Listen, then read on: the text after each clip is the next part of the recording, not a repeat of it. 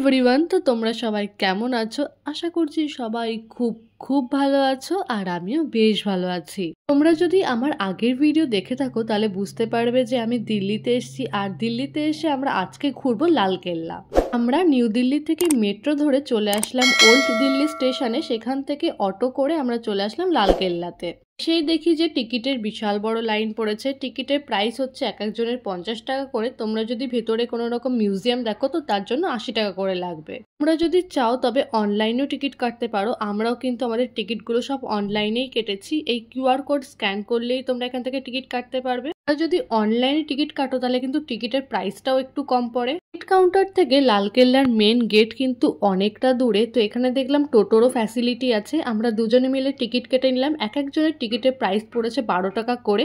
তোমরা যদি চাও তাহলে তোমরা হেঁটেও আসতে পারো। আসলে সেদিন ভীষণ গরম পড়েছিল, তো আমাদের দুজনের কারোর পক্ষে ইচ্ছা হচ্ছিল না যে এতটা রাস্তা আমরা হেঁটে হেঁটে আসি, তো যার জন্যই এই টোটো করা।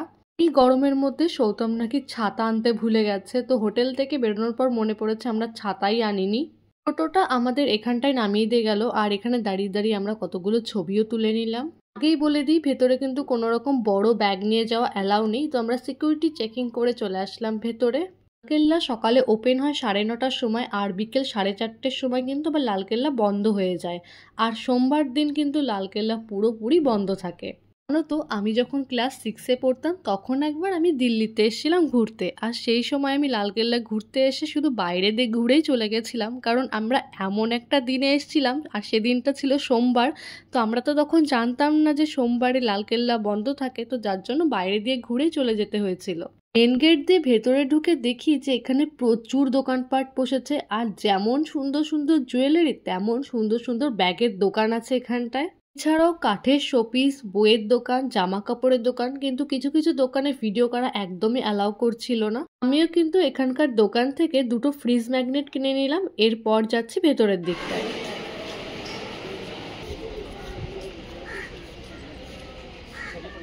আমরা যখন টিকিট কেটেছিলাম তার সঙ্গে আমাদের মিউজিয়ামের টিকিটটাও অ্যাড করা ছিল। তো বাইরে থেকে তো দেখে মনে হচ্ছে এটা একটা মিউজিয়াম। চলো ভেতরে ঢুকে দেখা যাক যে এটা কি।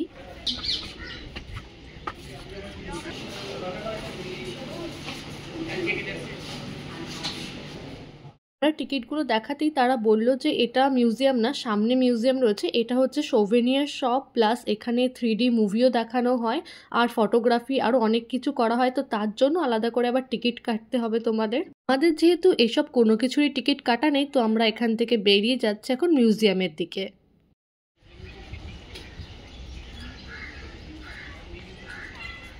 আমরা এখন যেই প্রাসাদটার সামনে এসে দাঁড়িয়েছি তার নাম হচ্ছে নওবাতখানা।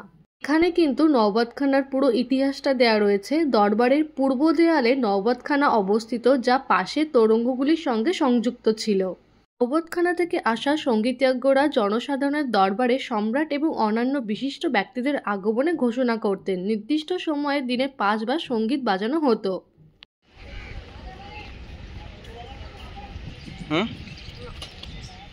আমরা এখন চলে এসেছি মিউজিয়ামের একদম সামনে, আর এই মিউজিয়ামটার নাম হচ্ছে স্বতন্ত্র সংগ্রাম মিউজিয়াম। এটি ব্রিটিশ উপনিবেশিক শাসনের বিরুদ্ধে ভারতের স্বাধীনতা আন্দোলনের সমৃদ্ধ ইতিহাস এবং সংগ্রামের স্মৃতিচারণ করে। জাদুঘরটিতে ভারতের স্বাধীনতা সংগ্রামের সাথে সম্পর্কিত বিভিন্ন নিদর্শন, নথি, ছবি এবং স্মারক প্রদর্শন করা হয়েছে, যা স্বাধীনতা সংগ্রামে গুরুত্বপূর্ণ ভূমিকা পালনকারী স্বাধীনতা এবং সংগ্রামী নেতাদের ত্যাগ, অবদান এবং কৃতিত্ব তুলে ধরে। স্বাধীনতা সংগ্রামের সাথে সম্পর্কিত গুরুত্বপূর্ণ ঘটনা, আন্দোলন এবং ব্যক্তিত্বের ইতিহাস প্রদর্শন করা হয়েছে।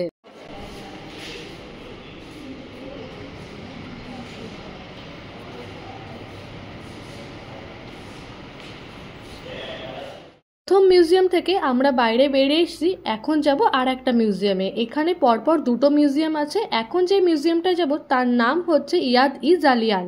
1919 সালের 13 এপ্রিল 1000-এরও বেশি মানুষ, পুরুষ, মহিলা এবং শিশু অমৃতসরের জালিয়ানওয়ালাবাগে জড়ো হয়েছিল ভারতের রাজবিরোধী কার্যকলাপ দমনের জন্য ব্রিটিশদের দ্বারা সম্প্রতি পাশ করা রাওলাট আইনের বিরুদ্ধে প্রতিবাদ জানাতে।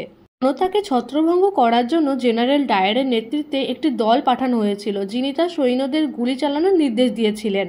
আর সেই নির্দেশেই ১,৫০০ জনেরও বেশি মানুষ আহত হয়েছিল এবং শত শত মানুষ মারা গিয়েছিল। মিউজিয়ামগুলো খুব একটা বড় নয়, তাই বেশিক্ষণ সময় লাগেনি দেখতে। ওই ২০ থেকে ৩০ মিনিটের মধ্যে একটা মিউজিয়াম দেখা হয়ে গেছে।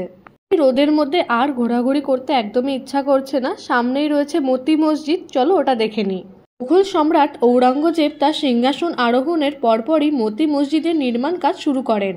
এর উদ্দেশ্য ছিল লালকেল্লার অভ্যন্তরে সম্রাটকে তার ব্যক্তিগত কক্ষের কাছাকাছি নামাজের জন্য একটি মসজিদ প্রদান করা। মতি মসজিদ নির্মাণে ৫ বছর সময় লেগেছিল। ১৬৬৩ খ্রিস্টাব্দে ঔরঙ্গজেব ব্যক্তিগত ব্যয়ে এটি সম্পন্ন হয়েছিল। এরপর আমরা যেই মহলটা দেখতেছিলাম তার নাম হচ্ছে খাসমহল। আর খাসমহল সম্পর্কে এখানে পুরো হিস্ট্রি দেওয়া রয়েছে, তোমরা চাইলে পজ করে দেখে নিতে পারো।